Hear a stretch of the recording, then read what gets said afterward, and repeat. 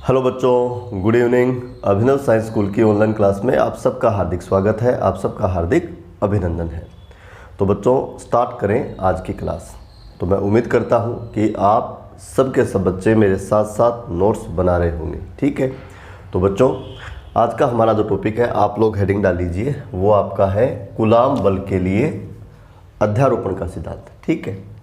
अध्यारोपण का सिद्धांत, चलो इसका स्टेटमेंट लिखते हैं। इससे पहले मैं आपको दो बातें बता देता हूँ बच्चों। नंबर एक बात कि अध्यारोपण का जो सिद्धांत है वो एक एक्सपेरिमेंटल रिजल्ट है, ठीक है।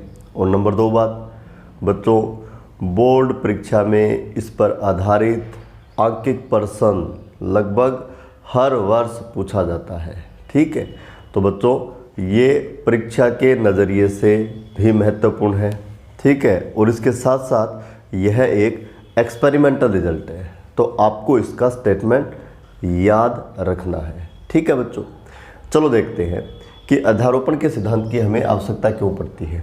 तो इसके लिए आप लोग एक चीज़ याद रखोगे बच्चों, जो आपका अध्यारोपण का सिद्धांत है वो हम लगाते हैं किसके लिए भाई? ग्रुप ऑफ चार्जेज के लिए। किसके लिए लगाते हैं, याद रखोगे, किसके लिए लगाते हैं? ग्रुप ऑफ चार्जेज के लिए लगाते हैं। इसका मतलब किसके लिए लगाते हैं बच्चों? आवेशों के समूह के लिए लगाते हैं, ठीक है।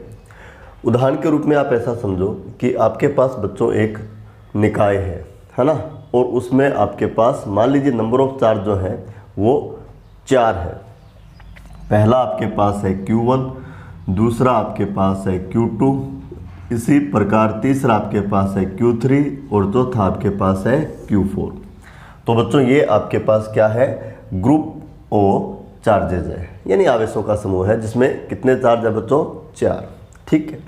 अब आपसे ये पूछ लिया जाए कि इस सिस्टम के कारण, यानी आवेशों के समूह के कारण आपको किसी चार्ज Q0 पर क्या चाहिए? नेट फोर्स चाहिए। क्या चाहिए? नेट फोर्स चाहिए। बच्चों ध्यान से सुनना, आपको इस Q0 चार्ज पर, है ना, किसी सिंगल चार्ज के कारण, है ना, फोर्स नहीं चाहिए। भाई सिंगल चार्ज के कारण चाहिए तो सिंपल सा आपके पास बच्चों कूलाम का नियम है। मान लीजिए ये आपका कोई Q0 चार्ज है, ओके, और इससे r दूरी पर कोई Q1 चार्ज रखा हुआ है, ठीक है। तो बच्चों इस सिंगल चार्ज के कारण, है ना, आपको इस Q0 चार्ज पर, है ना, क्या पूछे? फोर्स पूछे, जिसको आप लोग कूलम फोर्स या इलेक्ट्रिक फोर्स बोलते हो। तो आप इजीली बता सकते हो कि भाई इस पे जो फोर्स लगेगा ना उसका वैल्यू क्या होगा? के, है ना, दोनों जो चार्ज है उनका आप क्या कर दोगे? गुणनफल कर दोगे और बट्टे में क्या लिख दोगे बच्चों? दूरी का वर्ग, ये वाला आ जाएगा। लेकिन अब आपको Q0 चार्ज पर जो फोर्स है वो एक सिंगल चार्ज के कारण कैलकुलेट नहीं करना, जबकि किसके कारण कैलकुलेट करना है? ग्रुप ऑफ चार्जेज के कारण कैलकुलेट करना है, यानी बच्चों आवेशों के समूह के कारण कैलकुलेट करना है, ठीक है। हो सकता है आपके पास जो ग्रुप ऑफ चार्जेज है उसमें 2 चार्ज हो, जैसे Q1 और Q2, तो ये दोनों इस पे नेट कितना लगाएंगे? हो सकता है 3 हो तो ये तीनों नेट कितना लगाएंगे? हो सकता है 4 हो तो ये चारों कितना लगाएंगे? हो सकता है 5 हो, 6 हो, 7 हो, यानी 2 या 2 से अधिक कितने भी चार्ज हो सकते हैं। और आपको इस पर उन सब के सब चार्जेज के कारण क्या चाहिए बच्चों? Net force. तो नेट फोर्स का जो वैल्यूज है वो हम कैलकुलेट करेंगे किससे? अध्यारोपण के सिद्धांत से, ओके। तो आप समझ गए होंगे कि अध्यारोपण के सिद्धांत से हम क्या करेंगे। तो बच्चों आंसर है किसी चार्ज पर ग्रुप ऑफ चार्जेज के कारण, है ना, नेट फोर्स कैसे कैलकुलेट किया जाता है? कैसे कैलकुलेट किया जाता है ये हमें कहाँ से पता लगेगा? तो बच्चों आंसर क्या है इसका? अध्यारोपण के सिद्धांत से, ठीक है। चलो अब ये जो अध्यारोपण का सिद्धांत है, फिर कह रहा हूँ एक एक्सपेरिमेंटल रिजल्ट है बच्चों। ये हमें प्रयोग से प्राप्त एक रिजल्ट है ना, जो हमें ध्यान में रखना है। तो मैं इसका स्टेटमेंट लिख रहा हूँ बच्चों, किसका? अध्यारोपण के सिद्धांत का। तो आप मेरे साथ साथ नोट करेंगे। तो फिर कह रहा हूँ बोर्ड एग्जाम में, है ना, इस पर आधारित जो आंकिक प्रश्न है ना, लगभग बच्चों हर वर्ष पूछा जाता है, ठीक है। और ये अध्यारोपण का सिद्धांत जो है, इसके लिए आपकी और अधिक समझ डेवलप हो जाएगी जब हम इस पर आधारित 2 या 3 न्यूमेरिकल कर लेंगे, है ना। तब आपको एकदम अच्छे से पकड़ में आ जाएगा कि अच्छा ये मतलब होता है अध्यारोपण के सिद्धांत का, ठीक है। तो मैं इसका स्टेटमेंट लिखने जा रहा हूँ, लिखिएगा आप लोग। इस सिद्धांतानुसार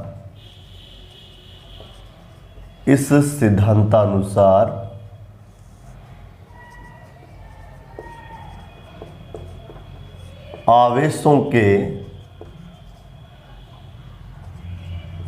समूह के द्वारा, देखो मैं किसकी बात कर रहा हूं बच्चों, मैं बात कर रहा हूं आवेशों के समूह की, है ना। तो आपने क्या लिखा है, इस सिद्धांतानुसार आवेशों के समूह के द्वारा किसी आवेश पर लगाया जाने वाला परिणामी बल, जिसको हम लोग नेट फोर्स भी बोलते हैं बच्चों, लगाया जाने वाला कौन, परिणामी बल,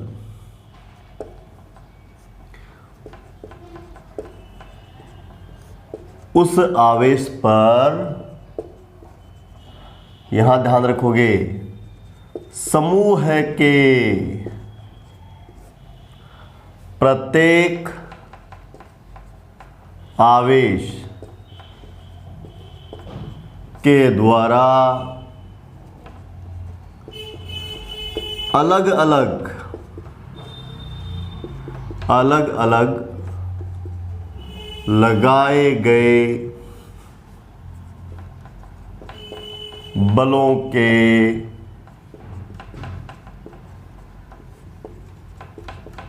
कौन से योग के बराबर, सदिश योग के बराबर होता है, सदिश योग के बराबर होता है, ठीक है बच्चों। ये आपका क्या है, अध्यारोपण का सिद्धांत, ठीक है। क्या है, दोबारा देखेंगे। ये सिद्धांत हमें क्या बोलता है कि आवेशों का जो समूह है, ठीक है ना, उसके द्वारा बच्चों किसी आवेश पर जो नेट बल लगाया जाता है वो किसके बराबर होता है, तो इसका आंसर है वो बराबर होता है उस आवेश पर समूह के प्रत्येक आवेश के द्वारा अलग अलग लगाए गए बलों के सदिश योग के बराबर होता है, ठीक है बच्चों। ये तो हो गया इसका स्टेटमेंट, ओके। अब इसको थोड़ा सा मैथमेटिकली हम लोग समझ लेते हैं कि ये चीज़ क्या है। एक एग्जांपल से हम लोग समझ लेते हैं, ठीक है। तो आप लोग देखिए बच्चों, आप लोगों को क्या लेना है, एक ग्रुप ऑफ चार्जेज लेना है। कहने का मतलब आपको एक क्या लेना है बच्चों, आवेशों का समूह लेना है। चलो मैं ले लेता हूँ। मान लीजिए मेरे पास एक चार्ज है Q1, ओके। एक चार्ज मैंने क्या ले लिया, Q1। एक चार्ज मेरे पास बच्चों क्या है, Q2, ठीक है। ऐसे ही एक चार्ज मेरे पास क्या है, Q3, ठीक है बच्चों। तो मैंने एक ग्रुप ऑफ चार्जेस ले लिया, है ना। और इसमें मैंने नंबर ऑफ चार्ज कितने लिए बच्चों, तो इसका आंसर है 3, है ना। पहला है Q1 और दूसरा है Q2 और तीसरा इसका जो चार्ज है वो आपका क्या है, Q3, ठीक है। और इस ग्रुप ऑफ चार्जेस के लिए मान लीजिए बच्चों यहाँ पर आपका कोई Q0 चार्ज रखा हुआ है और आपको इस Q0 पर क्या चाहिए, नेट फोर्स चाहिए, यानी आपको रिजल्टेंट फोर्स चाहिए, है ना। तो ये वाला अध्यारोपण का जो सिद्धांत है वो इस पर किस प्रकार से लगाएंगे ये हम लोगों को सीखना है, ओके। तो देखो बच्चों, Q0 और Q1 के बीच का जो दूरी है वो ये वाला होगा, ठीक है।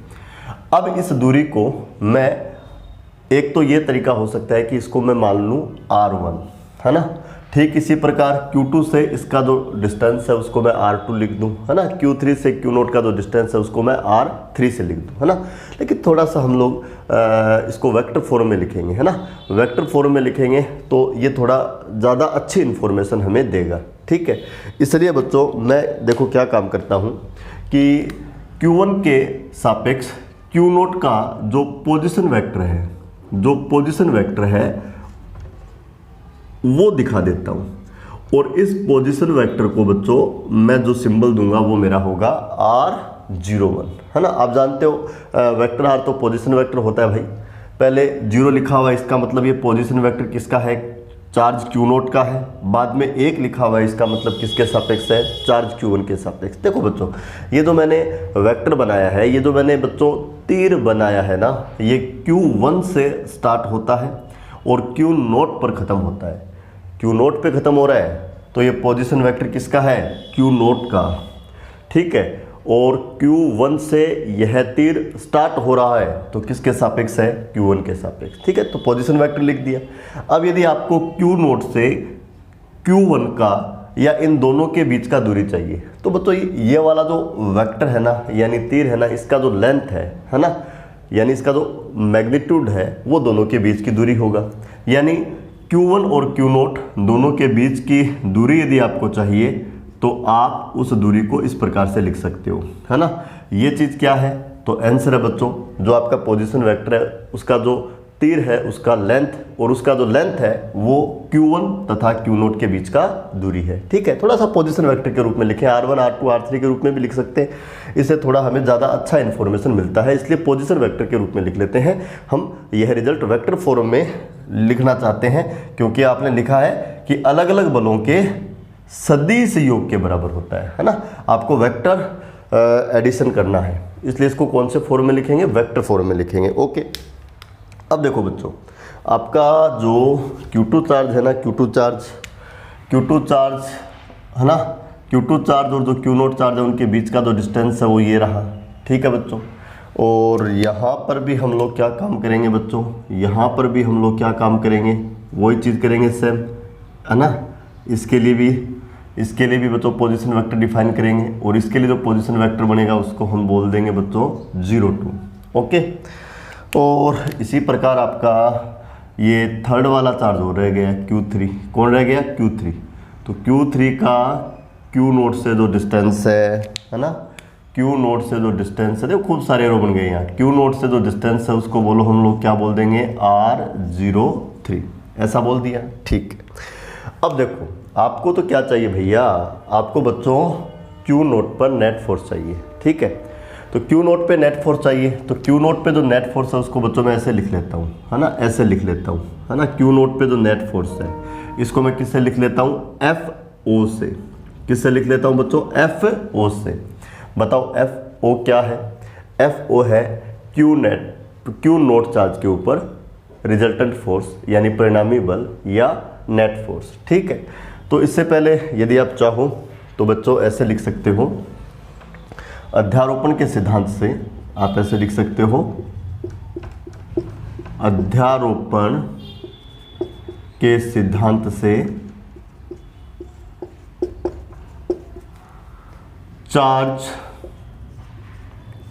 Q0 पर नेट बल, जिसको हम परिणामी बल भी बोलते हैं, है ना, परिणामी बल भी बोलते हैं, क्या होगा भाई, इसको F0 बोल दूं। तो आपका ये सिद्धांत क्या कहता है बच्चों कि जो ग्रुप ऑफ चार्जेज हैं वो चार्ज के ऊपर जो नेट फोर्स लगाएंगे वो किसके बराबर होगा, तो आंसर है उस आवेश पर समूह के प्रत्येक आवेश के द्वारा, प्रत्येक का मतलब पहले Q1 के लिए Q0 पर लगाया गया बल कैलकुलेट करेंगे, उसके बाद समूह का दूसरा चार्ज लेंगे Q2, ये जो फोर्स लगाएगा वो कैलकुलेट करेंगे, उसके बाद समूह का लास्ट चार्ज लेंगे और वो Q0 पर जो बल लगाएगा उसको कैलकुलेट करेंगे। 3 चार्ज हैं ग्रुप ऑफ चार्जेज में, तो Q0 पर कितने फोर्स लगने हैं, 3। एक तो लगाएगा Q1, एक लगाएगा बच्चों Q2 और एक लगाएगा Q3, है ना। तो Q0 पे कितने फोर्स आ जाएंगे, 3। तो वो तीनों के तीनों जो फोर्स है वो अलग अलग कैलकुलेट कर लेंगे, ठीक है। अब अलग अलग कैलकुलेट कर लिया, ठीक है, फिर उन तीनों के तीनों जो आपको फोर्स मिले हैं उनका आप क्या कर दोगे, सदिश योग, और वो जो सदिश योग है वो इस वाले चार्ज पर जो आपका नेट फोर्स होगा उसके बराबर होगा, ठीक है। तो देखिए बच्चों, हम ऐसा ही काम करने जा रहे हैं। ग्रुप ऑफ चार्जेज यानी जो आवेशों का समूह आपको दिया हुआ है, इसमें हम पहला चार्ज ले लेते हैं Q1। Q1 Q नोट पे जो फोर्स लगाएगा उसको अलग से कैलकुलेट कर लेंगे, और बच्चों इसको मैं लिख दूंगा देखो ऐसे, है ना, समझ रहे होगे आप। पहले 0 है, इसका मतलब ये force on charge Q note है, और बाद में 1 लिखा हुआ है, इसका मतलब किसके कारण, चार्ज Q1 के कारण। ओके, इसी प्रकार हम लोग क्या काम करेंगे, दूसरा चार्ज लेंगे, और दूसरा चार्ज Q नोट पे जो फोर्स लगाएगा उसको भी कैलकुलेट कर लेंगे, ठीक है। और इसी प्रकार हम तीसरा ले लेंगे, और तीसरा जो फोर्स लगाएगा उसको भी कैलकुलेट कर लेंगे। अब चाहिए आपको नेट फोर्स, तो अलग अलग जो ये फोर्स लग रहे हैं इन सबको हम बोलो क्या करेंगे बच्चों, जोड़ देंगे। लेकिन कौन सा जोड़ बोलो, सदिश योग, और इनका जो सदिश योग है वो Q नोट पर जो नेट फोर्स है उसके क्या होगा, बराबर होगा। तो बच्चों F नोट बराबर F01 plus F02 plus F03। Okay, अब एक चीज़ देखो बच्चों, ध्यान से देखना, यदि ये वाले जो फोर्स है ना, इनको यदि मैं डायग्राम में दिखाना चाहूँ तो कैसे दिखाऊंगा, देखो जो आपका ये वाला फोर्स है ना, ये वाला कौन, F01 है ना, F01, इसको देखो बच्चों मैं ऐसे दिखा दूंगा, इसमें कोई आपको प्रॉब्लम होना ही नहीं चाहिए, ऐसे दिखा दूंगा ऐसे, ये आपका होगा बच्चों F01, है ना। क्योंकि बच्चों देखो Q1 जो है वो Q नोट को, है ना, क्या करेगा बताओ, प्रतिकर्षित करेगा तो फोर्स इधर लगना है ना, तो इसको मैंने इस प्रकार से दिखा दिया। Q2 Q नोट को, है ना, दोनों बच्चों पॉजिटिव है या सहजातीय है, यहाँ भी प्रतिकर्षण होगा, तो Q2 जो Q नोट पे फोर्स लगाएगा ना, उसका जो एरो मैं दिखाऊंगा वो ऐसे दिखाऊंगा, ठीक है बच्चों, ये होगा आपका F02, ठीक है। अब बात आ गई Q3 की, तो Q नोट पर एक एरो और लगाना पड़ेगा, क्योंकि Q3 भी तो फोर्स लगाएगा। अरे भाई Q नोट पे तो 3 एरो बनने हैं, ये पहला जो एरो है वो Q1 का बल बता रहा है, दूसरा जो तीर बना है वो Q2 का बल लगा रहा है, तीसरा जो लगाऊंगा वो Q3 का बल लगाएगा, ठीक है। तो तीसरा जो एरो है वो देखो बच्चों ये बनेगा, यहाँ भी रिपल्सन होना है, ये बनेगा, ठीक है। और इसको बोलो मैं क्या बोल दूंगा बच्चों, F03, क्या बोल दूंगा बच्चों, F03। अब एक चीज़ देखो, यहाँ तो आपने ग्रुप ऑफ चार्ज में कितने चार्ज ले लिए बच्चों, 3 चार्ज ले लिए, तो Q नोट पे कितने फोर्स आ गए, 3, तो यदि 4 लेंगे तो कितने आ जाएंगे, 4, 5 लोगे तो कितने आ जाएंगे, 5, 6 लोगे तो कितने आ जाएंगे, 6। इसी प्रकार यदि नंबर ऑफ चार्ज जो है वो 2 नहीं, 3 नहीं, 4 नहीं, 5 नहीं, यदि व्यापक रूप से मैं लिखूं यदि n हो तो इस पे कितने फोर्स लगेंगे, बोलो n फोर्स लगेंगे, ठीक है। और उन सबको जोड़ दोगे तो आपको इस पे नेट फोर्स आ जाएगा, ठीक है। तो यहाँ आपने Q1 रखा है, यहाँ आपने Q2 रखा है, यहाँ आपने Q3 रखा है, कहीं Q4 भी होगा, कहीं Q5 भी होगा, कहीं Q6 भी होगा, और इसी प्रकार कहीं न कहीं वो nवां चार्ज भी होगा, जिसको बच्चों मैं किससे लिख देता हूँ, Qn से, किससे लिख देता हूँ, Qn से। और उसका जो Q नोट से डिस्टेंस है, इसका जो Q नोट से डिस्टेंस जो है उसको मैं क्या बोलूँगा बच्चों, R0n, ठीक है। ये इसका वेक्टर फॉर्म हो गया, और इसके कारण जो फोर्स है उसको यदि मैं यहाँ प्रदर्शित करना चाहूँ, दिखाना चाहूँ तो ऐसे दिखा दूंगा, और इसको बच्चों मैं क्या बोल दूंगा, F0n, ठीक है। तो आपके पास अब नेट फोर्स क्या आ जाएगा, देखो बच्चों, इसके बाद आएगा 0.4, इसके बाद आएगा 0.5, और सबसे लास्ट वाला जो टर्म होगा वो इसके कारण होगा, है ना। और ये जो फोर्स लगाएगा उसको देखो मैं लिख दूंगा बच्चों 0n, किससे लिख दूंगा, 0n, ठीक है। तो ये आपका हो गया अध्यारोपण का सिद्धांत। अब इसको थोड़ा और आगे सरल करना चाहिए, है ना। वैसे तो ये अध्यारोपण के सिद्धांत से आपने Q नोट पे नेट फोर्स लिख दिया, F नोट Q नोट पे नेट फोर्स है किसके बराबर है, ये देखो पहले के द्वारा लगाया गया बल, ये दूसरे के द्वारा लगाया गया बल, ये तीसरे के द्वारा लगाया गया बल, और ये आपका है nवें चार्ज के द्वारा लगाया गया बल, और इन सब का आपने क्या कर दिया, सदिश योग, और ये नेट फोर्स के क्या आ गया, बराबर, ठीक है। चलो थोड़ा और आगे इसको लिख लेते हैं। तो यहाँ से देखो बच्चों आप लिख सकते हो, यहाँ से आप लिख सकते हो कि जो आपका F नोट है वो देखो किसके बराबर होगा। सबसे पहले बच्चों इसका वैल्यू लगते हैं, ठीक है। ये 0 और 1 के बीच लगने वाला फोर्स है, यानी 0 का मतलब Q नोट और 1 का मतलब Q1, इनके बीच लगने वाला बल है, ठीक है। तो Q1 Q नोट पे कितना बल लगाएगा, तो कूलाम के नियम से आप बोलोगे K गुणा, है ना, पहला चार्ज गुणा दूसरा चार्ज। पहला चार्ज बोलो आपका क्या है, 0 लिखा हुआ है तो Q नोट है, दूसरा चार्ज 1 लिखा हुआ है तो आपका Q1 है, और बट्टा में क्या आता है, दोनों के बीच की दूरी का वर्ग, है ना। तो बच्चों तो ये पोजीशन वेक्टर है ना Q नोट का, किसके सापेक्ष, Q1 के सापेक्ष। इसका मोड ले लो, ये बीच की दूरी होगी, इसका आपको वर्क कर देना है। और ये वाला जो फोर्स है ना बच्चों, पोजीशन वेक्टर के डायरेक्शन में लगेगा, और पोजीशन वेक्टर के डायरेक्शन में लगेगा तो यहाँ मैं लिख दूंगा R01 कैप, है ना। आपने बच्चों कूलाम बल का सदिश निरूपण सीखा हुआ है, तो उससे आप बता सकते हो कि जो F01 है उसका डायरेक्शन क्या होगा, या उसको वेक्टर फॉर्म में कैसे लिखेंगे। तो यहाँ आएगा 01 कैप, क्योंकि फोर्स लगेगा 01 कैप की दिशा में, ठीक है। ऐसे ही हमें F02 लिखना है। 02 का मतलब Q2 के द्वारा Q0 पे लगाया गया बल, ठीक है। तो कोई दिक्कत नहीं है, के है ना, 0 लिखा हुआ है तो पहला चार्ज तो आपका Q0 है, बाद में 2 लिखा हुआ है तो दूसरा चार्ज आपका Q2 है। और दोनों के बीच का जो दूरी है ना, देखो बच्चों जो पोजीशन वेक्टर है ना उसका मोड ले लो, दूरी आ जाएगा, इसका वर्क कर दो, और ये वाला लगेगा देखो 02 कैप के डायरेक्शन में।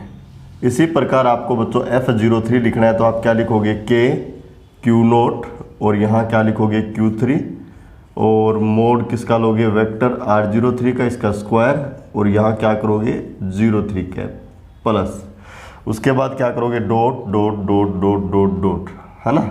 और लास्ट वाला पद लास्ट चार्ज के कारण होगा, यहाँ वो लास्ट चार्ज आपका क्या है Qn, तो बोलो आप क्या लिखोगे K, उसके बाद आप क्या लिखोगे Q0, उसके बाद आप क्या लिखोगे Qn, और बट्टा में क्या लिखोगे आप R0n, है ना। इसका क्या लोगे मोड, और इसका क्या करोगे स्क्वायर, और यहाँ क्या लिखोगे R0n कैप, ठीक है।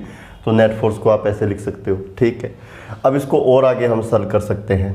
तो देखो इसको क्या लिखा जा सकता है बच्चों, देखिए इसको ऐसे भी लिखा जा सकता है, net force is equal to, है ना। देखो बच्चों के गुणा Q0 पहले पद में भी है, के गुणा Q0 दूसरे पद में भी है, ये तीसरे पद में भी है, और ये लास्ट वाले पद में भी है, यानी हर पद में है।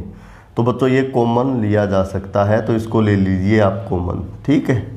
अब पहले पद में देखो क्या बचेगा, इसमें बचेगा देखो Q1 बट्टा क्या बचेगा R01 का मोड, और इसका स्क्वायर, और यहाँ बचेगा 01 कैप, ठीक है।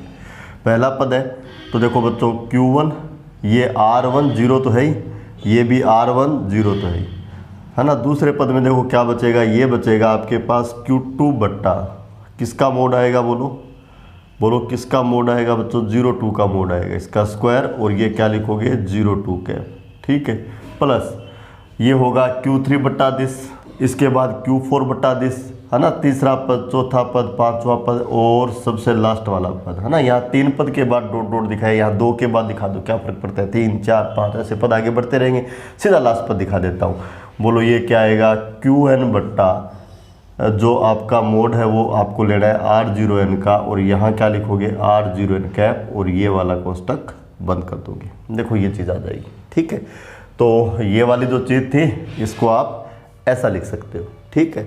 अब ये वास्तव में क्या है, ध्रुवोपण के सिद्धांत का गणितीय रूप है। ये कहता है कि Q0 पे जो नेट फोर्स है वो किसके बराबर होता है, तो इसका आंसर है Q0 पर पहले के द्वारा लगाया गया बल प्लस दूसरे के द्वारा लगाया गया बल प्लस तीसरे के द्वारा लगाया गया बल plus dot dot dot plus सबसे लास्ट वाले के द्वारा लगाया गया बल, यानी सभी बलों के सदिशियों के क्या होता है बराबर, है ना। अब इसको तो हम लोग थोड़ा सरल कर रहे हैं बस, और क्या कर रहे हैं देखो, है ना।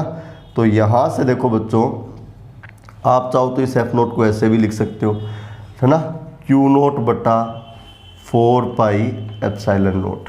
क्यों लिखा आपने ऐसा, क्योंकि आप लोग जानते हो बच्चों कि 1 अपॉन जो 4 पाई एप्सिलॉन नोट है वो आपका क्या होता है K। तो इस K के स्थान पे आपने देखो ये वाली चीज़ लिख ली, है ना। तो ये बन गया QY या Q0 Y 4 pi epsilon note, ठीक है। अब देखो जो आपका कोष्टक है ये बच्चों n पदों का योग है, ये आपका पहला पद है, ठीक है। पहले पद में देखो बच्चों यहाँ 1 यहाँ 1 यहाँ 1, है ना। ये आपका दूसरा पद है, दूसरे पद में देखो बच्चों यहाँ 2 यहाँ 2 यहाँ 2, ठीक है। ऐसे तीसरे पद में 3 3 3, इसके बाद 4 4 4, और ये इसका nवां पद है, इसमें देखो बच्चों n n n, है ना। तो ये n पदों का योग है ना। इस वाले योग को हम सिग्मा से लिख सकते हैं शॉर्ट में, है ना, सिग्मा से, है ना। गणित में इसको बच्चों शॉर्ट में लिखने का एक मेथड होता है। तो यहाँ हम लगाएंगे सिग्मा, ठीक है। इसमें कितने पद हैं, 1 2, और ये सबसे लास्ट वाला पद n पद है। तो हम लोग बोलेंगे कि n पदों का योग है, तो i का वैल्यू जो है वो 1 से कहाँ तक होगा, n तक, ठीक है। अब देखो बच्चों पहले पद में यहाँ Q1 है, यहाँ आपका Q2 है, तीसरे में आपका Q3 होगा और सबसे लास्ट वाले में आपका Qn होगा। यानी ये चीज़ चेंज हो रही है, 1 1 के बाद आ रहा है 2 2 के बाद आएगा 3 और इसी प्रकार से सबसे लास्ट पद में क्या आएगा n। तो ये चेंज हो रहा है, तो यहाँ लिखेंगे Qi डिवाइडेड बाय। अब देखो बच्चों, जो ये चीज़ लिखी हुई है ना, ये चीज़ लिखी हुई, इसको देखो मैं ऐसे लिख दूंगा, वेक्टर आर 0, यहाँ भी 0, यहाँ भी 0 है ना।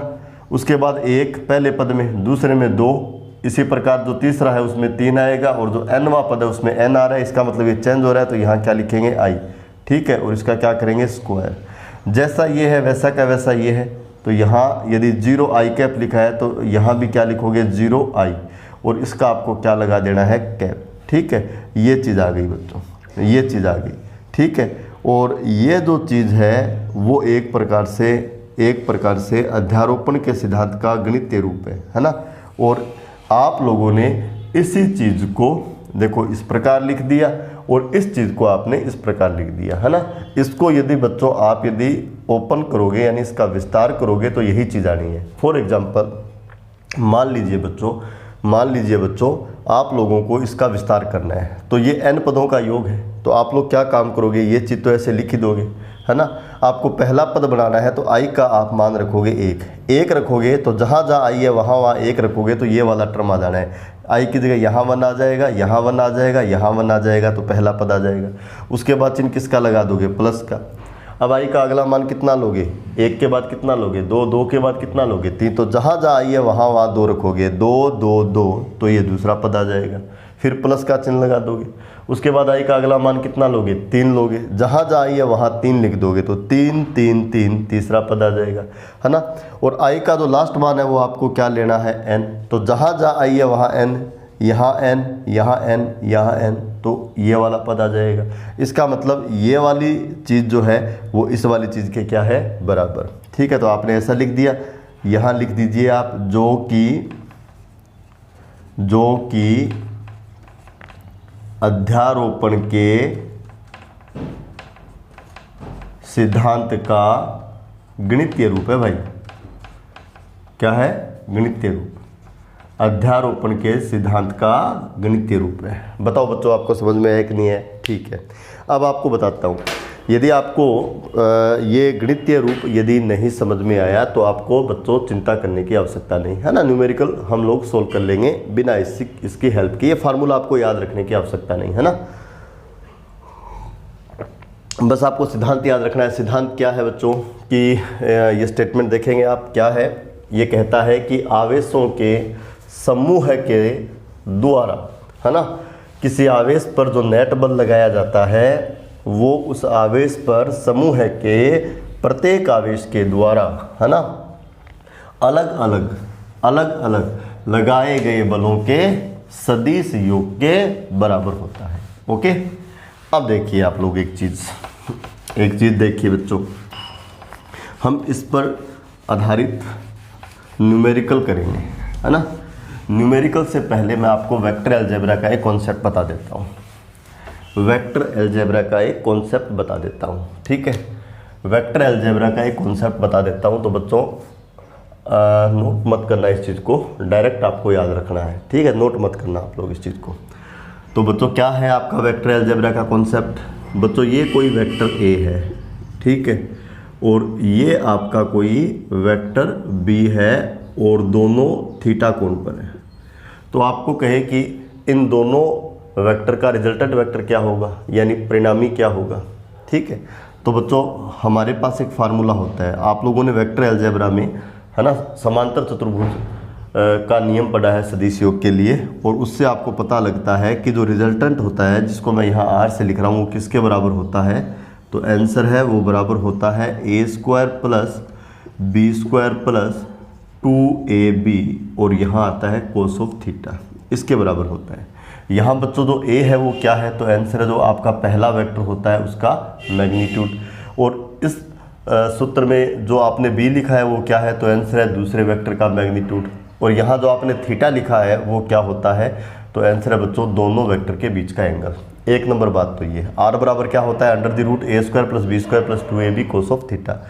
अब जो रिजल्टेंट है वो यदि आपको प्रदर्शित करना हो, दिखाना हो, तो उसका तरीका क्या होता है। तो सबसे पहले आपको जो दो वेक्टर दिए हुए हैं ना, है ना, उससे आप क्या बनाते हो, समांतर चतुर्भुज, है ना। समांतर चतुर्भुज बनाने का तरीका होता है कि पहले वेक्टर के पैरेलल लाइन ड्रॉ कर लो, उसके बाद जो दूसरा वेक्टर है उसके भी पैरेलल लाइन ड्रॉ कर लो, ठीक है।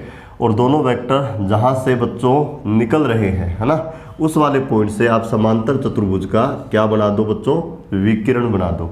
और जो विकिरण बनाओगे ना वही क्या होगा बच्चों, रिजल्टेंट वेक्टर, है ना। तो इन दोनों का जो रिजल्टेंट वेक्टर है वो ये वेक्टर आर है, ठीक है। इसका डायरेक्शन चाहिए, इसका मतलब वेक्टर ए से मान लो ये कितना एंगल बना रहा है, अल्फा। तो बच्चों इसका जो डायरेक्शन होता है यानी जो tan अल्फा होता है वो जो है वो इस सूत्र से आता है b sin थीटा, और बट्टे में क्या आता है बच्चों, a plus B cos theta. tan alpha का जो फार्मूला है वो क्या होता है बच्चों, b sin थीटा, और बट्टे में क्या आता है, a plus B cos theta, है ना। ये अल्फा जो है वो वेक्टर आर का क्या बताता है, डायरेक्शन। और अल्फा क्या होता है, वेक्टर आर, है ना, वेक्टर ए के साथ जो एंगल बनाता है, वेक्टर आर वेक्टर ए के साथ जो एंगल बनाता है ना। ये बच्चों वेक्टर अलजेब्रा का एक सिंपल कॉन्सेप्ट है ना। वेक्टर ए और वेक्टर बी थीटा एंगल पे है, तो रिजल्टेंट होगा आर बराबर under the root A square plus B square plus 2ab cos of theta. और वेक्टर आर का यदि आपको डायरेक्शन चाहिए तो tan अल्फा बराबर क्या होगा, b sin थीटा, और बट्टे में क्या होगा, a plus B cos theta, ठीक है। ये बातें आप लोग जानते हो, ठीक है। यदि ये बातें आप लोग जानते हो, मैंने थोड़ा सा बच्चों इन चीज़ों को रिवाइज करवाया है, बाकी आप लोग ये चीज़ जानते हो बच्चों, ठीक है। तो हम लोग एक सवाल करते हैं बच्चों, हम लोग एक सवाल करते हैं, आप लोग ये सवाल मेरे साथ लिखेंगे, ठीक है। तीन आवेश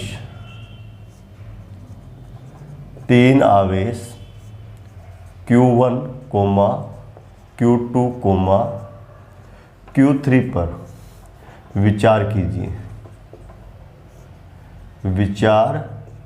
कीजिए जिनमें प्रत्येक Q के बराबर है, प्रत्येक किसके बराबर है, Q के, तथा L भुजा वाले समबाहु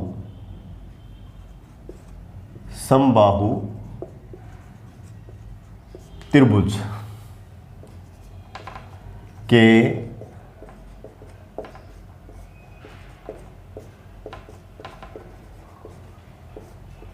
शीर्षों पर स्थित है। प्रत्येक आवेश पर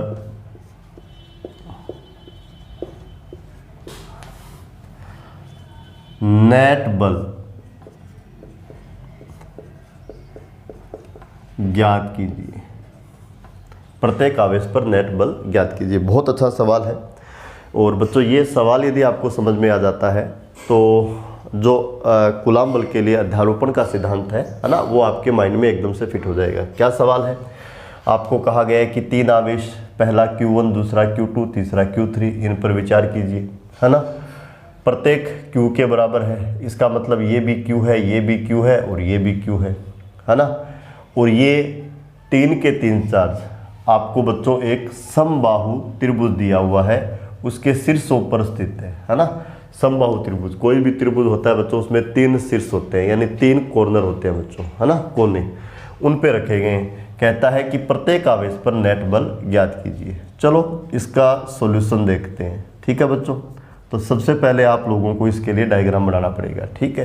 तो समबाहु त्रिभुज बना लूँ मैं, देखो बच्चों मैं बना लेता हूँ समबाहु त्रिभुज। ये लो समबाहु त्रिभुज बना लेते हैं, ये लो बच्चों समबाहु त्रिभुज बना लिया, ये लो जी समबाहु त्रिभुज बना लिया। पहला जो शीर्ष है उसको मैंने क्या लिखा, A, दूसरे को मैंने बोलो क्या लिख दिया, B, और तीसरे को मैंने क्या लिख दिया, C। यहाँ जो चार्ज है वो कितना है, Q1, और आपको दिया हुआ है कि ये किसके बराबर है, Q के। यहाँ जो चार्ज है वो क्या है, Q2, इसको भी किसके बराबर दिया हुआ है, Q के। और यहाँ जो चार्ज है उसको मैं बोलो बच्चों क्या लिख देता हूँ, Q3, और वो भी किसके बराबर दिया हुआ है, Q पर। कहता है कि प्रत्येक आवेश पर, है ना, इसका साइड L दिया हुआ है, प्रत्येक आवेश पर क्या ज्ञात करना है आप लोगों को, नेट बल ज्ञात करना है प्रत्येक पर, यानी ए पर भी, ए पर जो ये चार्ज क्या बैठा है क्यू, इस पे नेट बल चाहिए, इसी प्रकार बी पर चाहिए, इसी प्रकार सी पर चाहिए, है ना। तो स्टार्ट करें तो या तो आप ए पे निकाल लो, या फिर आप बी पे निकाल लो, या फिर आप सी पे निकालो, किसी एक से स्टार्ट कर दे। मान लो हमें सी पर नेट फोर्स निकालना है, किस पे निकालना है, सी पर नेट फोर्स, है ना। ये सवाल मैं यहाँ से हटा देता हूँ, है ना। तो सी पर नेट फोर्स निकालना है तो आप लोग लिख दोगे भैया, सी पर आप लोगों को नेट फोर्स निकालना है तो आप यहाँ लोग लिख दोगे आप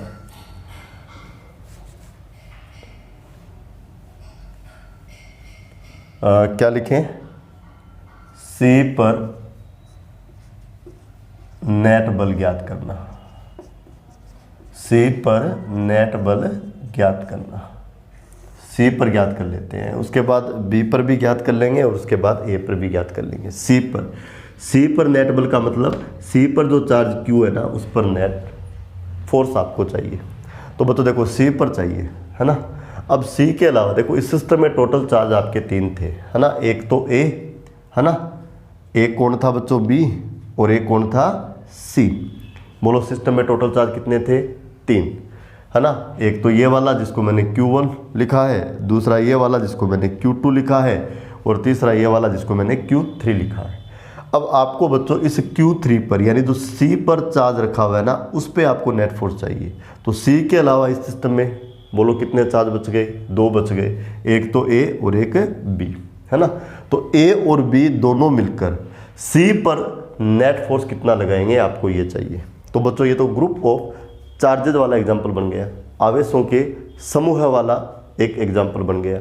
और इस ग्रुप में नंबर ऑफ चार्ज कितने हैं, तो आंसर है 2 है।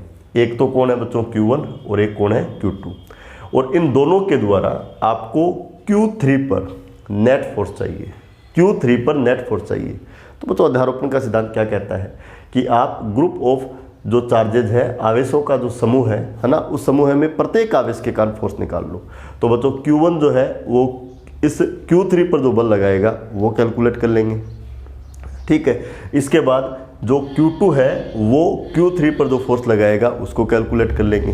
तो बोलो बच्चों C पर कितने फोर्स लगेंगे, 2, एक तो Q1 लगाएगा और एक Q2 लगाएगा, ठीक है। और फिर अध्यारोपण का सिद्धांत क्या कहता है कि नेट फोर्स चाहिए तो दोनों का आप क्या कर दो बच्चों, सदिश योग, वो आपका नेट फोर्स होगा। बताओ ये बात समझ में आई कि नहीं आई, दोबारा सुन लो।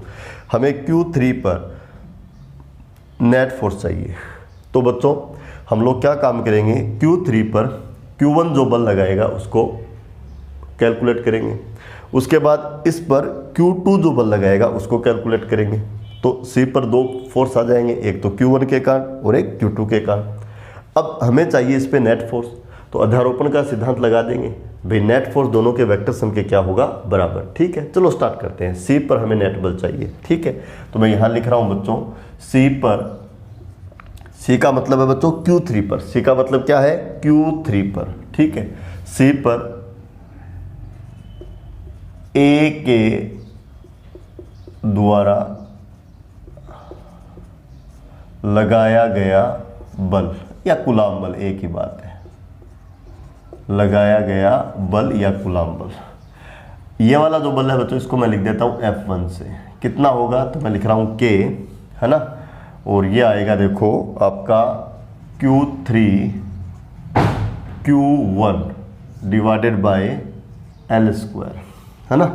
देखो बच्चों C पर A के द्वारा लगाया गया बल, है ना। तो कूलाम का नियम क्या कहता है, 2 आवेशों के मध्य लगने वाला बल होता है K गुणा दोनों आवेशों का गुणनफल। तो एक आपका है Q3 और एक आपका है Q1, तो दोनों का गुणनफल ले लिया, दोनों के बीच की दूरी का वर्ग। तो Q3 यहाँ है, Q1 यहाँ है, दोनों के बीच का दूरी, ये जो समबाहु त्रिभुज है इसका जो भुजा है इसके बराबर होगा, जो आपको L दिया हुआ है, तो दूरी का वर्ग जो है वहाँ आप क्या लिखोगे, L², ठीक है बच्चों।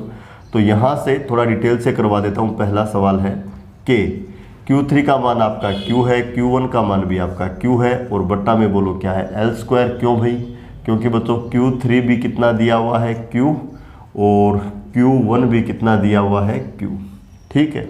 तो ये जो आपका F1 है आपको मिल जाएगा K Q² बट्टा L², और इसको मैं बोल देता हूँ 1 नंबर। और ये वाला बल लगेगा AC की दिशा में। कहाँ लगेगा? AC की दिशा में, है ना। सजातीय आवेश से प्रतिकर्षण होना है ना। केंद्रीय बल मिलाने वाली रेखा के अमदिश लगता है। तो बच्चों A जो है वो C को, है ना, क्या करेगा? प्रतिकर्षित करेगा। और प्रतिकर्षित करेगा तो बच्चों इस Q3 पे जो फोर्स है वो इस डायरेक्शन में लगेगा। देखो इस वाले डायरेक्शन में लगेगा। इसको यदि प्रदर्शित करना है तो ऐसे प्रदर्शित कर दूंगा। A से C की ओर लगेगा बच्चों, A से C की ओर लगेगा। एक बार ये हटा देता हूँ। A से C की ओर लगेगा, देखो ऐसे लगेगा, A से C की ओर। अब ये वाला जो एरो मैंने बनाया ना, ये वाला एरो, ये वाला जो मैंने एरो बनाया है ये बताता है C पर A के द्वारा लगाया गया बल, जिसको मैं बोल देता हूँ वेक्टर F1। ठीक है, तो यहाँ मैं दिखा देता हूँ। ये वाला जो पॉइंट है वो आपका क्या है? C है। और यहाँ पर जो चार्ज पुट है रखा हुआ है वो आपका क्या है? Q3। और Q3 किसके बराबर है? Q। ओके, अब देखो बच्चों B C पर जो बल लगाएगा वो निकाल लेते हैं। तो लिख लीजिए बच्चों, C पर B के द्वारा लगाया गया कूलम्ब बल, C पर B के द्वारा, इसको मैं F2 लिख लेता हूँ, केवल मैग्नीट्यूड लिख रहा हूँ बच्चों। C पर B के द्वारा, तो C पर जो चार्ज है वो तो Q3 है और B पर जो चार्ज है वो Q2 है। तो Q3 पर जो बल लगाएगा वो कूलम्ब के नियम से आएगा, K गुणा दोनों आवेशों का गुणनफल, यानी Q3 गुणा Q2, और दोनों के बीच की दूरी का वर्ग, और बीच की दूरी L आएगी तो इसका वर्ग कर देंगे। ठीक है, और यहाँ से F2 आपको क्या मिलेगा? KQ² बट्टा L², और इसको आपने बोल दिया 2 नंबर। और ये वाला बल लगेगा BC की दिशा में। कहाँ लगेगा? BC की दिशा में। ठीक है, और यहाँ एक चीज़ और है बच्चों, एक चीज़ और है, Q3 और Q2 Q के बराबर है। तो यहाँ Q, तो ये क्या हो गया? Q²। तो C पर जो एक और बल लगेगा वो इधर लगेगा, और इसको मैंने बोल दिया बच्चों वेक्टर F2। क्या बोल दिया बच्चों? वेक्टर F2, है ना। Q2 Q3 को प्रतिकर्षित करेगा, है ना, प्रतिकर्षित करेगा। तो C पर जो बल लगेगा उसको इस वाले तीर से प्रदर्शित कर देंगे। तो बच्चों देखो C पर आपने 2 तीर लगा दिए। C पर आपने कितने तीर लगा दिए? 2। ये वाला तीर क्या बताता है? A के द्वारा लगाए गए बल को। ये वाला तीर क्या बताता है? B के द्वारा लगाए गए बल को, है ना। तो ग्रुप ऑफ चार्ज में 2 चार्ज है, एक तो A और दूसरा B। तो C पर कितने फोर्स लगे बच्चों? 2 लगे। अब आपको तो चाहिए C पर नेट फोर्स। तो अध्यारोपण का सिद्धांत क्या कहता है कि नेट फोर्स दोनों के सदिश योग के बराबर होगा, है ना। किसके बराबर होगा? सदिश योग के। ठीक है, तो बच्चों एक बार के लिए मैं ये यहाँ से हटा देता हूँ, है ना। मैं एक बार F1 का मान लिख लेता हूँ। जो F1 है वो आपको कितना मिला है बच्चों? KQ², और बट्टे में क्या मिला है? L²। इसको आपने बोला है 1 नंबर। और F2 आपको क्या मिला है? KQ², और बट्टे में आपको क्या मिला है? L²। इसको मैंने क्या बोल दिया बच्चों? 2 नंबर। ठीक है, इसमें तो कोई दिक्कत नहीं है। अब देखो आपको वेक्टर अलजेब्रा आना चाहिए बच्चों, आपको मैग्नीट्यूड चाहिए, है ना। भाई नेट फोर्स किसके बराबर होना है? तो आंसर है नेट फोर्स बराबर होना है vector F1 plus vector F2, vector F1 plus vector F2। ठीक है, तो आपको वेक्टर फॉर्म में थोड़ी लिखना है, आपको तो मैग्नीट्यूड चाहिए यार। मान लीजिए बच्चों एक वेक्टर A है और दूसरा वेक्टर B है, और दोनों का रिजल्टेंट यदि R है तो इसका मतलब R बराबर होता है A प्लस B। लेकिन यदि आपको इसका मैग्नीट्यूड चाहिए, इसका मतलब आपको A प्लस B का क्या चाहिए? मैग्नीट्यूड। तो A प्लस B का जो मैग्नीट्यूड है वो बराबर होता है A² plus B² plus 2AB cos of theta. और ये सारी की सारी जो चीज़ है वो किस पे आती है? वर्गमूल में आती है। ये होता है R बराबर। ठीक है, तो बच्चों 2 फोर्स लग रहे हैं, आपको नेट फोर्स चाहिए। तो नेट फोर्स बराबर क्या होता है? तो आंसर है F1² plus F2² plus 2F1 F2 cos of theta, है ना। इसका मतलब आपको नेट फोर्स चाहिए, तो पहला वेक्टर तो ये है और दूसरा वेक्टर आपका ये है। आपको इन दोनों के बीच का एंगल पता होना चाहिए। अब देखो बच्चों ये समबाहु त्रिभुज है ना, और समबाहु त्रिभुज है तो आप जानते हो बच्चों ये वाला एंगल आपका 60 डिग्री होगा, ये वाला भी एंगल आपका 60 डिग्री होगा, ये वाला एंगल भी आपका 60 डिग्री होगा। समबाहु त्रिभुज में, है ना बच्चों, हर कोण जो है वो 60 डिग्री का होता है। अब यहाँ देखो बच्चों, ये वाला एंगल और ये वाला एंगल देखो बच्चों, ये कौन से कोण कहलाते हैं? शीर्षाभिमुख कोण कहलाते हैं। ये आपका 60 डिग्री है तो ये भी कितना होगा? 60 डिग्री है। अब तो कोई दिक्कत ही नहीं है। ये वाला बल जिसका मैग्नीट्यूड आपको पता है, ये वाला बल जिसका मैग्नीट्यूड आपको पता है, बीच का एंगल भी आपको पता लग गया कितना? 60 डिग्री। तो सी पर नेट फोर्स कितना होगा? तो दोनों का आपको वेक्टर अलजेब्रा से वैल्यू कैलकुलेट कर लेना है। ठीक है, तो मैं क्या लिखूंगा? मैं ये लिखूंगा बच्चों, अध्यारोपण के सिद्धांत से, अध्यारोपण के सिद्धांत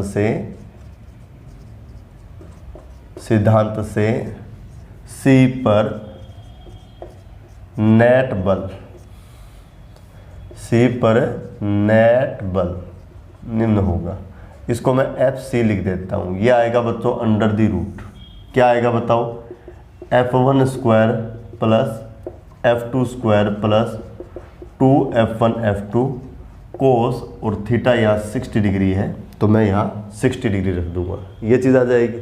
ओके, मैं यहाँ लिख देता हूँ बच्चों मान रखने पर, मान रखने पर। तो ये जो FC है ये देखो कितना आएगा? अंडर द रूट, है ना? F1 स्क्वायर ये आपका F1 है बच्चों, तो इसका वर्ग करना है KQ स्क्वायर और बट्टे में क्या है? L स्क्वायर, और इसका आपको क्या कर देना है? वर्ग। इसके बाद F2 स्क्वायर, तो देखो बच्चों ये F2 स्क्वायर है और इसका वर्ग करना है 2 F1 F2, F1 F2 ये F1 है और ठीक ऐसा ही F2 होता है। तो ये लो बच्चों मैंने ये F2 लिख दिया, गुणा कोस 60 है, और कोस 60 का मान होता है बच्चों 1/2। कोस 60 का मान कितना होता है? 1/2। तो देखो 2 और ये 2 है ना, इनको तो काट दो। तो ये FC बराबर क्या आएगा? पहला टर्म, दूसरा टर्म और तीसरा टर्म, तीनों बच्चों एक जैसे हैं। ठीक है, तो तीनों को जोड़ोगे तो ये कितना आएगा? 3 गुना, बोलो क्या आ जाएगा? KQ स्क्वायर बट्टा L स्क्वायर, और इसका क्या आ जाएगा? वर्ग। अब देखो बच्चों वर्गमूल लोगे, वर्गमूल लोगे तो देखो ये जो चीज़ है इसका तो वर्ग है ना, तो ये तो वर्ग हट जाएगा। तो फाइनली क्या आएगा? √3, और इसके गुणा में क्या आ जाएगा? KQ स्क्वायर बट्टा L स्क्वायर आ जाएगा। और इसको मैं बोल देता हूँ बच्चों समीकरण नंबर 3, और ये जो चीज़ है वो आपका फाइनल आंसर है। यानी बच्चों इस C पर जो नेट फोर्स है वो कितना लगेगा? ये वाला लगेगा। ठीक है, अब आपको तो ये कहा गया था कि प्रत्येक आवेश पे निकालो, आपने तो C पे निकाला है। अब मान लो बच्चों यदि आप A पे निकालो, A पे निकालो, सिमेट्री है। देखो C था तो C के अलावा 2 बच गए, एक तो A और एक B, तो इस पे 2 फोर्स लगे, नेट निकाल लिया। अब A को पकड़ोगे तो A के अलावा 2 बच गए, एक तो B और एक C, तो A पर भी 2 फोर्स लगेंगे, एक B लगाएगा और एक C लगाएगा। B इधर लगाएगा, C इधर लगाएगा, एंगल वही 60 बनेगा। कैलकुलेट करोगे यही वैल्यू आएगी। अब यदि B पे चाहिए तो B पे एक तो A लगाएगा इधर और एक C लगाएगा इधर। ठीक है, वही एंगल 60 डिग्री बनेगा, वही F1 का वैल्यू आएगा, वही F2 का वैल्यू आएगा। नेट निकालोगे तो यही आएगा, है ना। तो बच्चों एक निकाल देना है ना, फिर आपको बोल देना है कि सिमेट्री है, जैसा C के लिए हो रहा है वैसा ही A के लिए होगा, वैसा ही B के लिए होगा, है ना।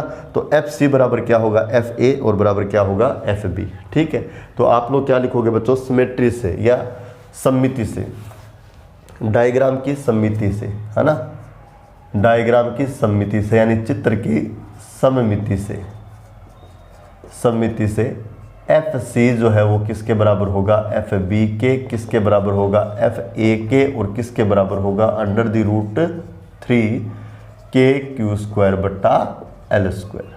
प्रत्येक पे फोर्स ये आ जाएगा बच्चों। ये हो गया आपका फाइनल आंसर। ओके, अब यदि आप कैलकुलेट करना चाहो तो ये काम मैं आप लोगों को लिए दे देता हूँ, है ना। जैसे मान लो आपको C पर नहीं, आप A पर आपको नेट निकालना था, तो A पर एक तो B लगाएगा, B किधर लगाएगा? तो आंसर है B इधर लगाएगा। ये इस पे हो गया बच्चों F1। ठीक है, C किधर लगाएगा बच्चों? C इधर लगाएगा। ये आपका बोलो क्या हो गया? F2। ये वाला एंगल 60 है तो ये वाला एंगल भी कितना हो गया? 60। नेट इन दोनों का वेक्टर सम कर देना।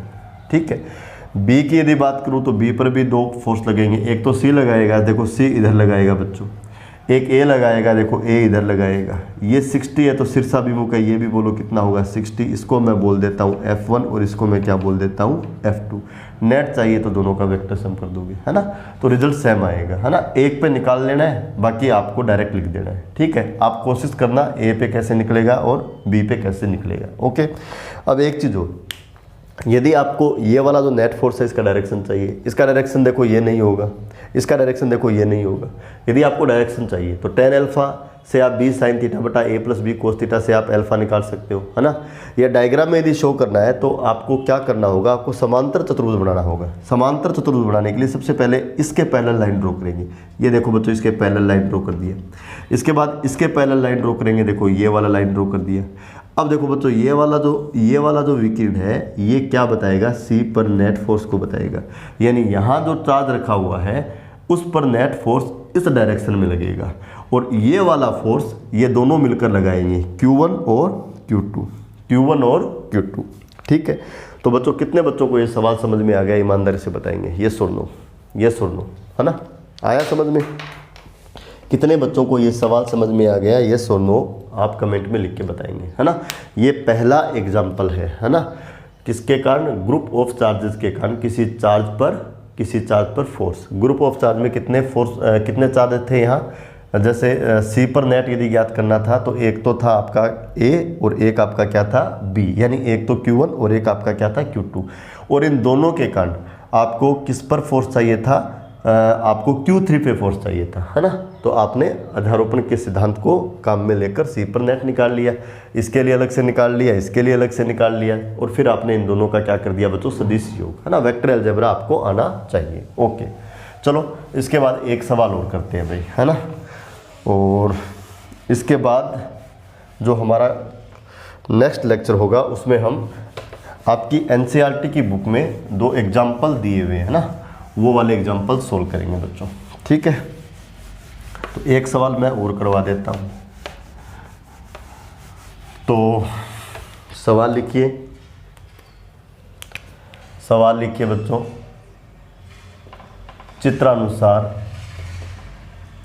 चित्रानुसार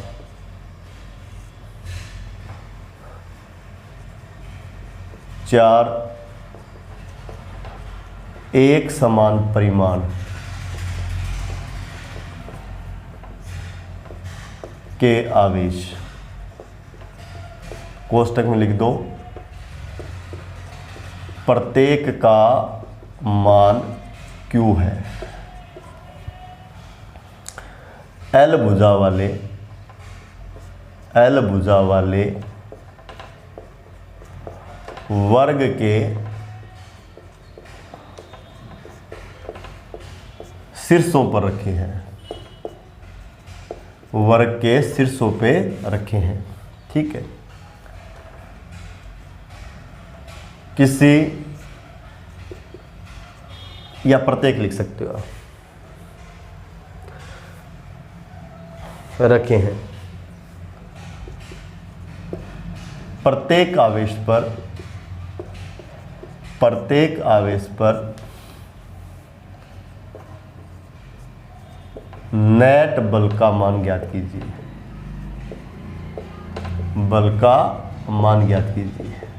ठीक है। ये आपका सवाल है बच्चों। जो इसका डायग्राम है जो आपको सवाल में दिया गया है, मैं वो सॉल्यूशन में बना देता हूँ। आपको एक वर्ग दिया हुआ है, लो ये वर्ग है बच्चों, ये मैंने वर्ग बना दिया। L भुजा वाला है, ये लो L भुजा वाला, इसको मैंने क्या बोला A, इसको मैं क्या बोल देता हूँ B, इसको बच्चों मैं क्या बोल देता हूँ C, और इसको मैं क्या बोल देता हूँ D। इस पे जो चार्ज रखा हुआ है उसको मैंने क्या बोला Q, इसको मैंने क्या बोला Q, इसको मैंने क्या बोला बोलो Q, और इसको भी मैं क्या बोल देता हूँ Q, है ना। 4 शीर्ष है, 4 कोने हैं, है ना। और इन पर बच्चों एक समान परिमाण के, है ना, और प्रत्येक का मान कितना दिया हुआ है Q। ये कहता है रखे हैं या स्थित है, तो यहाँ भी Q रखा, यहाँ भी Q, यहाँ भी Q, यहाँ भी Q। आपको कहता है कि प्रत्येक आवेश पर नेट बल, यानी आपको A पर भी नेट बल चाहिए, आपको B पर भी चाहिए, आपको C पर भी चाहिए, आपको D पर भी चाहिए, है ना।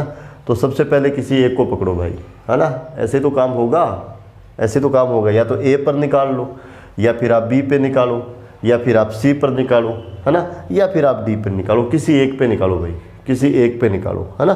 तो सी पे निकाल रहे, फिर तो सिमेट्री लग जानी है, जितना सी पे लगेगा वही बी पे लगना है, वही ए पे लगना है, वही डी पे लगना है, ठीक है। तो बच्चों देखो डायग्राम आपका बन गया, तो किसी एक पे निकालो, प्रत्येक पे चाहिए ना, तो किसी एक पे निकालो, ठीक है। तो हम लोग मान लीजिए किस पे निकाल लेते हैं बच्चों, सी पर निकाल लेते हैं, किस पे, सी पे। तो आप लोग देखिए मैं ऐसा लिख रहा हूँ, सी पर नेट बल ज्ञात करना है, सी पर नेट बल, आप ए पे ज्ञात कर सकते हो, आप बी पे ज्ञात कर सकते हो, कोई फर्क नहीं पड़ता, सी पर नेट बल ज्ञात करना है, ज्ञात करना है, ओके, ये आपने करना है, ठीक है। तो बच्चों आराम से देखो, आपको सी पे नेट बल चाहिए, है ना। तो सी के अलावा देखो इसमें 3 चार्ज और रह गए, एक तो ए रह गया, और एक बी रह गया, और एक आपका डी रह गया, ठीक है।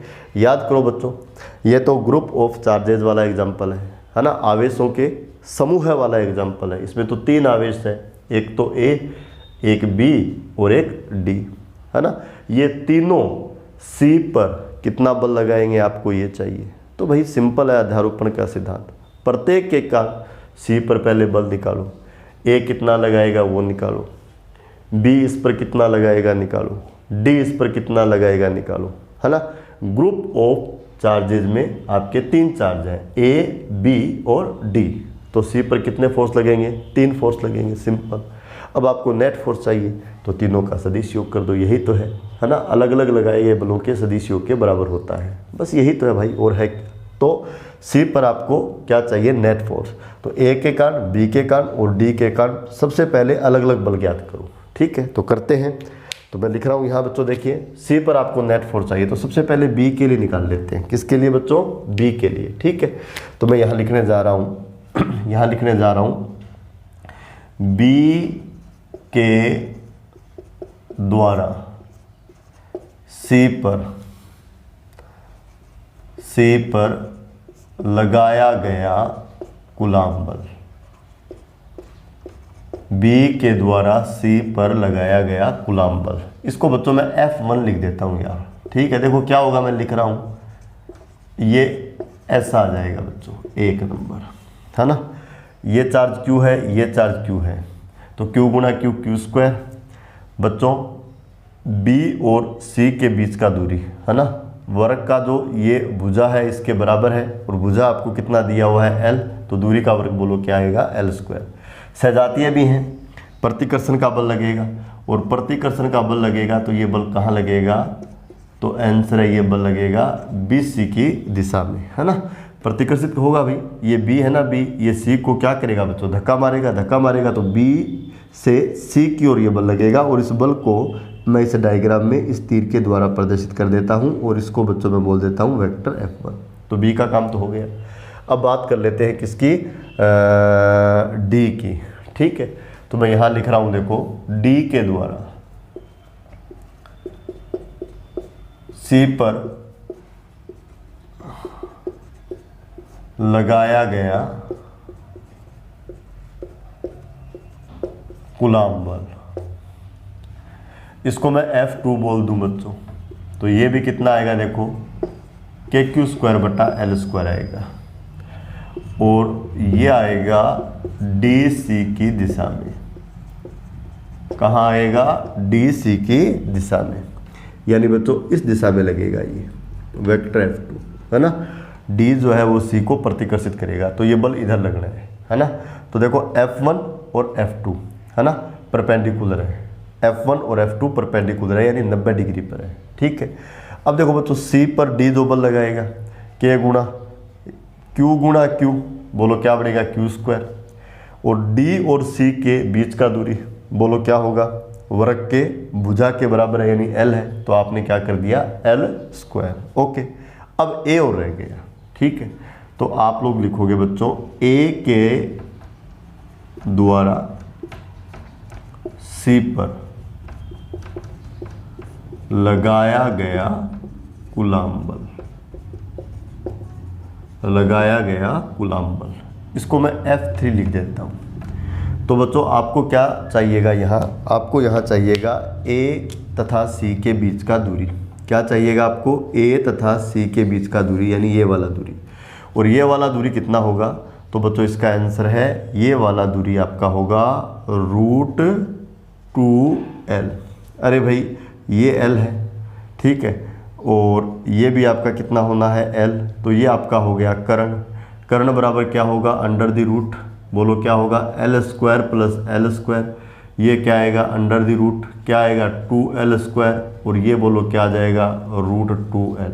ठीक है, तो इस तरह से इसको आपको हल करने की आवश्यकता नहीं, कॉमन सेंस या जनरल बात है ये। आप डायरेक्ट लिख दोगे कि ए और सी है ना, जो वर्ग का कर्ण है या विकर्ण है ना, इसका जो लंबाई है वो कितना होगा √2l।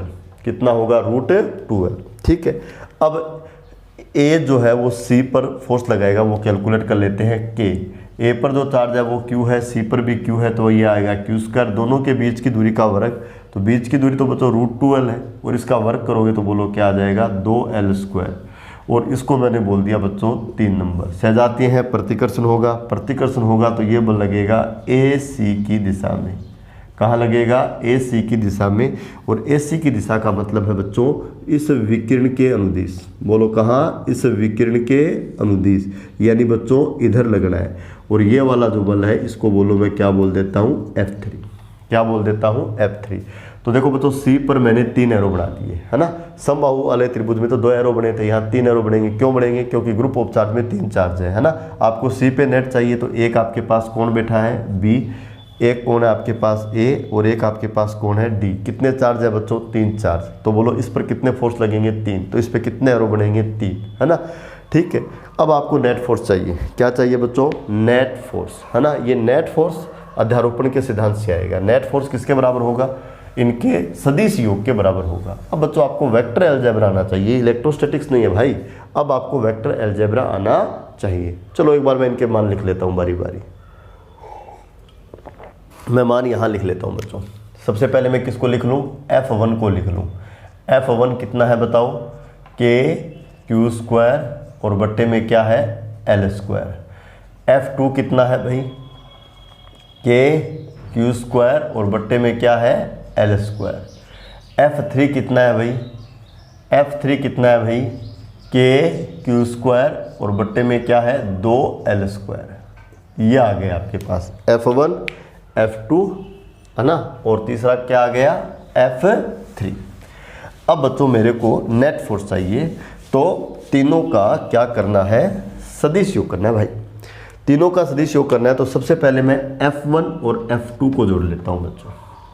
ये दोनों परपेंडिकुलर हैं। आपको फिर एक बात बताता हूं, दो वेक्टर यदि परपेंडिकुलर हो तो उनका जो रिजल्टेंट होता है बच्चों वो आपको मिलता है पहले के परिमाण का वर्ग प्लस दूसरे के परिमाण का वर्ग। a² प्लस b² होता है भाई जब दोनों वेक्टर परपेंडिकुलर होते हैं बच्चों। थीटा 90 होगा तो भाई a² plus b² plus 2ab cos 90 0 होता है, तो थर्ड टर्म 0 हो जाना है। फाइनली यार बराबर क्या आ रहा है, under the root a² plus b²।